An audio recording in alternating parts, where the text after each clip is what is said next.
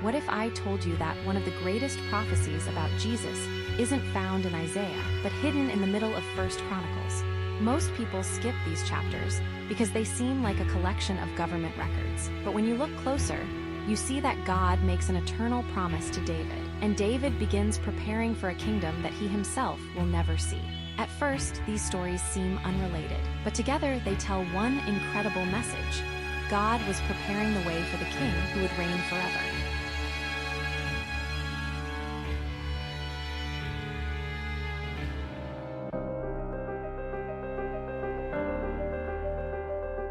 David wants to build God a temple, but God says no. He says that task is not for David to do. Instead of David building a house for God, God promises to build David a house, an everlasting royal dynasty. This is the Davidic Covenant, one of the most important promises in all of Scripture. While Solomon would carry it on by building the temple, Jesus would ultimately fulfill it completely as the eternal king. David responds with remarkable humility. Instead of questioning God's no, he worships. But God's promise wouldn't remain just words. In the very next chapter, he begins proving his faithfulness on the battlefield.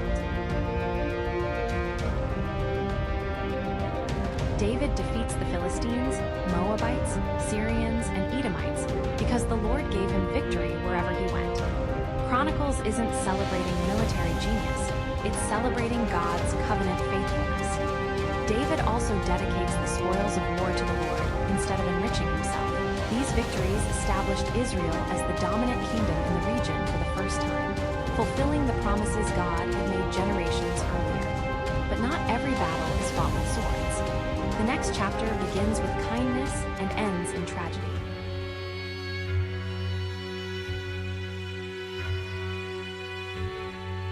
Begins when David sends ambassadors to create goodwill with a new king after his father's death. Corrupt advisors convince the new king that David's servants are spies, and the ambassadors are humiliated, a declaration of war in the ancient world. What follows is a massive conflict that could have been avoided entirely. David and his men prepare wisely, but ultimately they trust God's sovereignty. David wins another battle, but his greatest enemy isn't outside Israel. It's inside his own heart.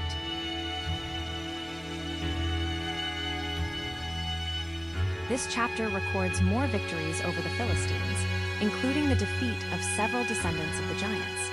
These battles remind Israel that the God who defeated Goliath is still fighting for his people. One interesting detail, David isn't the hero in every battle anymore. Healthy leadership prepares the next generation instead of doing everything alone. God's kingdom advances when faithful people equip others. But then everything changes with one decision David never should have made.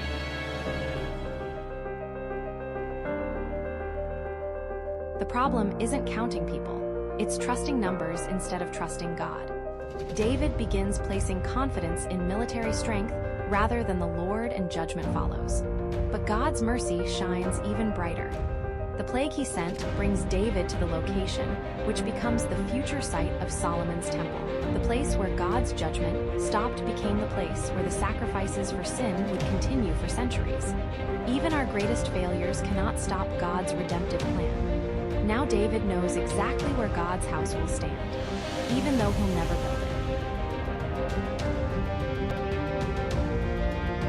God tells David that his son will build the temple because David was a man of war.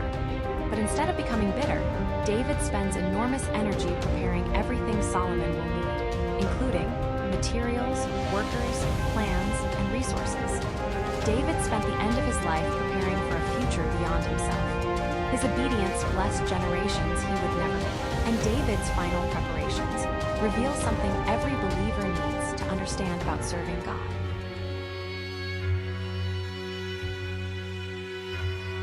David organizes the Levites for temple ministry. At first glance, this chapter feels like administrative paperwork, but it's actually about worship. God is holy.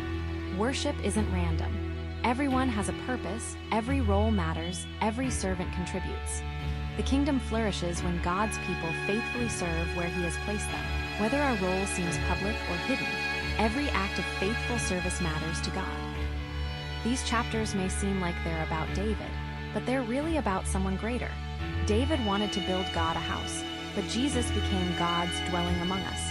David defeated Israel's enemies. Jesus defeated sin and death. David prepared the temple. Jesus became the true temple where God meets his people. David organized priests to offer sacrifices.